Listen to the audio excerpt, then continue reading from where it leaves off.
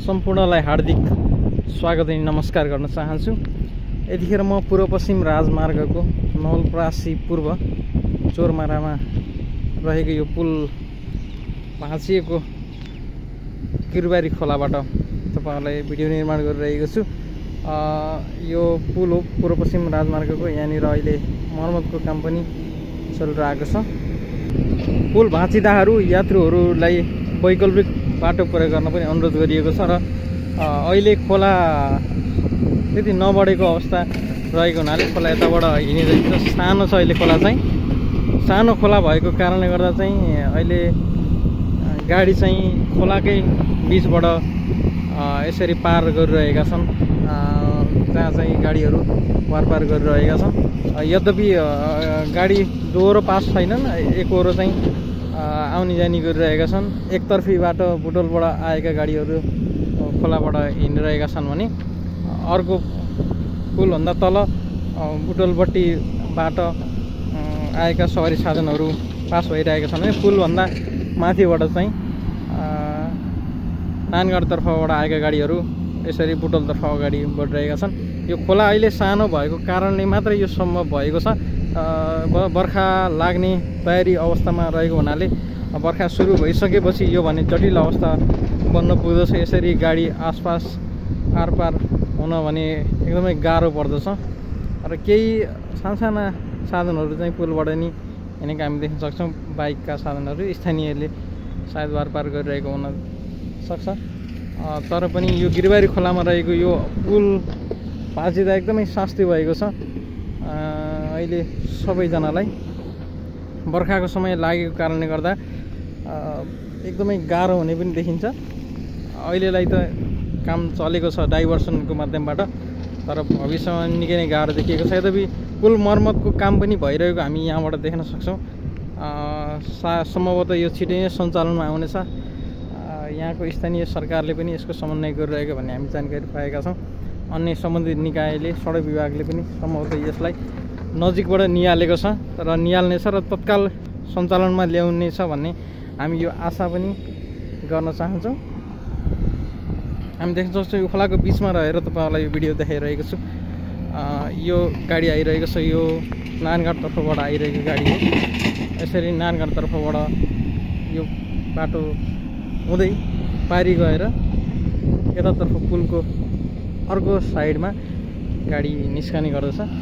यसरी गाडीहरू निकै नै व्यस्त बाटो हो। पूर्व पश्चिम राजमार्ग जो पनि अधिकांश राजमार्गको भाग नवलपरासीमै पर्ने हुनाले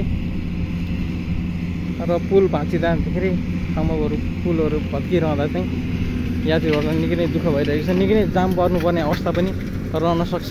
यदि पानी परेर बर्खा लागिसकेपछि पनि यसको समाधान भएन भने यो हामी देख्न सक्छौँ यसरी खोलाबाट नै गाडी पास गर्नुपर्ने यो बाध्यता रहेको छ। सवारी चालकलाई पनि त्यतिकै समस्या रहेको छ। खोला त अहिले सानो छ गिरबारी खोला, तर यो बर्खामा निकै नै ठुलो हुने गर्दछ।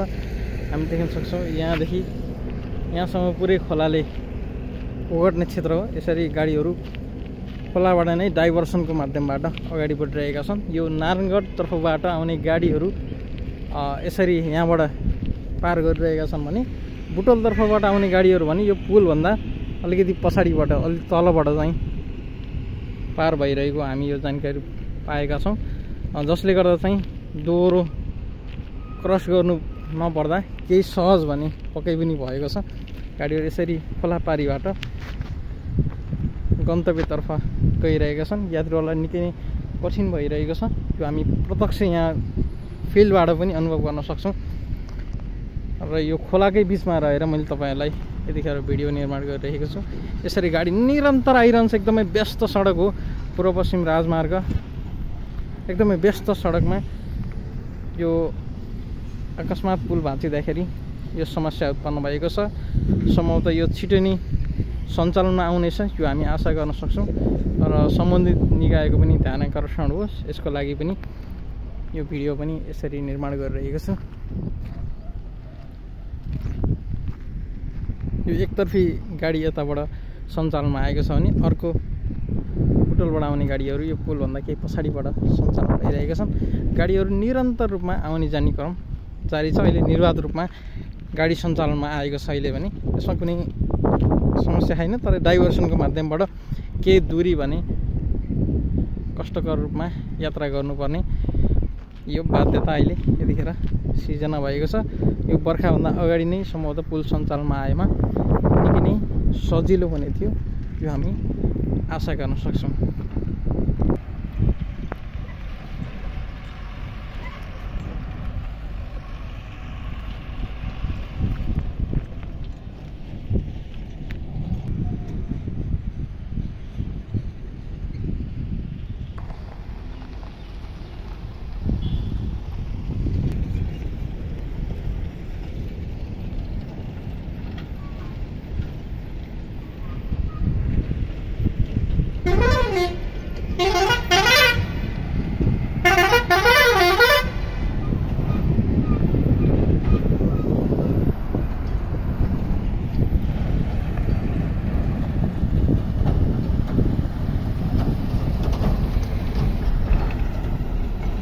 निकै धुलाम्मे छ बाटो, निकै धुलाम्मे यो खोलाको बाटो पार गर्नुपर्ने हुन्छ।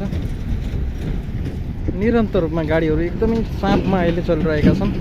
यद्यपि कुनै रोकावट भने छैन, तर पनि गाडीहरू निरन्तर रूपमा यसरी डाइभर्सनको बाटो हुँदै अगाडि बढिरहेको हामी प्रत्यक्ष रूपमा तपाईँहरूलाई यतिखेर दृश्य देखाइरहेका छौँ।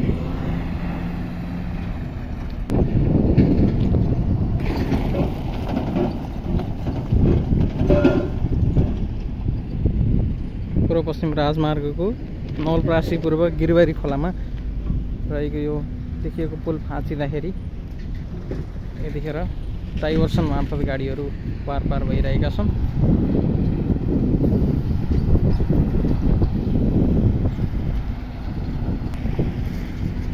यसरी निरन्तर रूपमा गाडीहरू आइरहेका छन्।